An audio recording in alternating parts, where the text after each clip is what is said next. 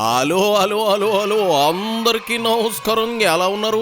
బ్రహ్మాండంగా ఉన్నారు. మరి నాకు తెలుసు కదా, మరి ఈరోజు రావు గారు రాజమండ్రిలోకి వచ్చిన సెలబ్రిటీ ఎవరయ్యా అంటే మరి నేను చెప్పేస్తాను. కొంత ఈ వీడియోకి ఒక లైక్ ఇచ్చేసి, అలాగే మన కేకే న్యూస్ని ఎవరైతే సబ్స్క్రైబింగ్ చేసుకోలేదో కొంత చేసేసుకుని నన్ను ఎంకరేజ్మెంట్ చేసే పనిలో ఉండండి. ఎవరు బాబు?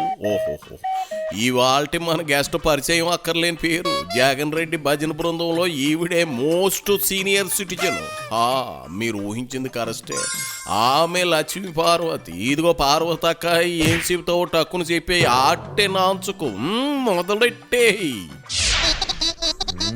మనం చక్కగా ఒక టైటిల్ పెట్టేసేయచ్చు.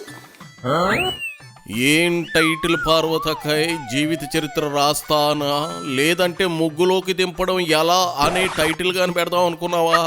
అది కాకపోతే లేటేజ్లో ఘాటు ప్రేమ అని ఏం పెడదాం అనుకున్నావు? నీ జీవితానికి నువ్వు ఓ టైటిల్ ఇస్తే సరిపోతుందా? జనం కూడా ఒప్పుకోవాలి కదా. నీ యాంగిల్లో నీదో త్యాగం, జనం యాంగిల్లో పెళ్ళైన భర్త ఉండగా మరి దాన్ని ఏదో అంటారమ్మో. సమయాన్ని గుర్తొచ్చి సావట్లేదు. వ్యామోహం. జనం అనుకున్నది ఇది. సర్లే, నీ టైటిల్ ఏంటో చెప్పు, పారలేదు, ఎన్ని తారిస్తాం. అత్యాచార ఆంధ్రప్రదేశ్. ఎందుకంటే గిన్నెస్ బుక్ కూడా పంపించాలనుకుంటున్నాను నేను, రేపో ఎల్లుండో. మొత్తం ఆ డేటా అంతా కలెక్ట్ చేసి, పసిపిల్ల 6 నెలల పసిబిడ్డ మొదలుకొని 60 ఏళ్ల వృద్ధురాలి వరకు కూడా ఎన్ని జరిగినాయో ఈ ప్రభుత్వం ఏర్పడిన తర్వాత వాళ్ళందరి లిస్టు కూడా తీసుకుంటే ఇంతవరకు బహుశా ఏ రాష్ట్రంలో కూడా, భారతదేశంలో కాదు ప్రపంచంలో కూడా, బహుశా ఏ దేశంలో కూడా ఇన్ని అత్యాచారాలు వచ్చిన 2 సంవత్సరాల్లోనే కొన్ని వేలు దాటిపోయినాయి. ఎక్కడికక్కడ ఒక్క కేసు కూడా ఇంతవరకు వాళ్ళు వాళ్ళని అరెస్ట్ చేయటం కానీ, లేకపోతే వాళ్ళ మీద కేసు బుక్ చేయటం కానీ స్వయంగా ఎమ్మెల్యేలు చేస్తున్నారంటే ఇంతకంటే నీచం ఏమన్నా ఉందా?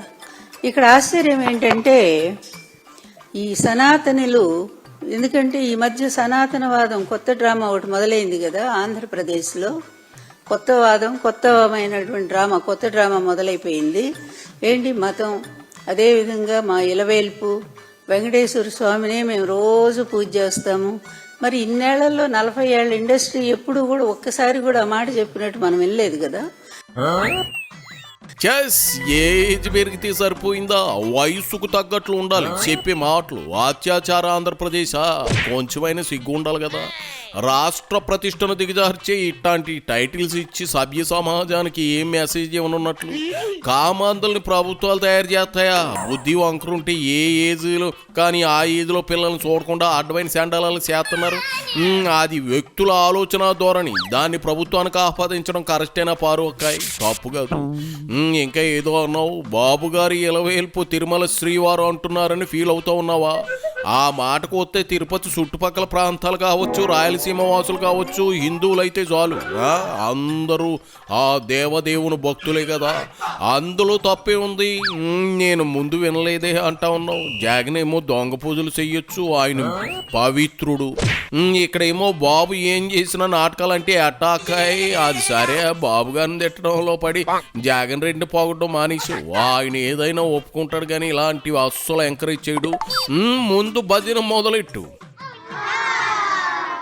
ఎంతసేపు ప్రతిదాన్ని కూడా నీ ఖాతాలో వేసుకోవటం నీకు అలవాటు కదా, చోరీ చేయటం నీ అలవాటు కదా, దొంగతనం అనేది నీకు అలవాటు కదా. నువ్వు అందరకు ఎక్కువ, సూర్యకాంతానికి తక్కువలో మాట్లాడుతూ ఉన్నావు పారువక్కాయి. తప్పు కాదు. సొంత బాసును ఆనేసి మాట్లాంటావా? ఆయన విన్నాడంటే నీకు గుండెపోటు లాంటి రోగం తప్పించడం సమర్థుడు. సొంత బాబాయినే లేపిస్తున్నోడు కాదు ఒక లెక్క. జాగ్రత్త, నోరు పారేసుకో. ఇదిగో ఆయన గొడ్డలు పారేసుకోవాల్సి వస్తుంది. ఫస్ట్ లక్ష్మీపార్వతినే కదా టార్గెట్గా చేసుకొని ఇష్టం వచ్చిన నిందలు మొన్నటి దాకా కూడా వేస్తూనే ఉన్నారు కదా, ఇప్పుడు కూడా వేస్తున్నారేమో తెలియదు.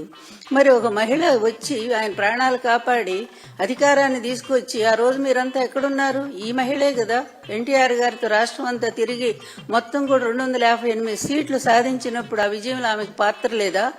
ఆ రాగానే 8 నెలలు తిరగకుండానే ఆ మహిళ మీద ఇంత ఘోరమైన నిందలేసి మరి గవర్నమెంట్ని పడగొట్టినటువంటి నీకు మహిళల మీద గౌరవం ఉందా చంద్రబాబు నాయుడు?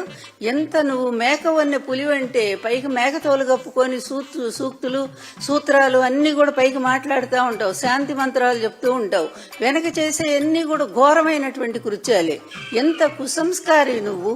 నీ ప్రభుత్వం రాకముందు నుంచే, అంటే అనౌన్స్ అవ్వగానే నీ ప్రభుత్వం వస్తుంది అనగానే మొదలైపోయినాయి అమ్మాయిల మీద అత్యాచారాలు.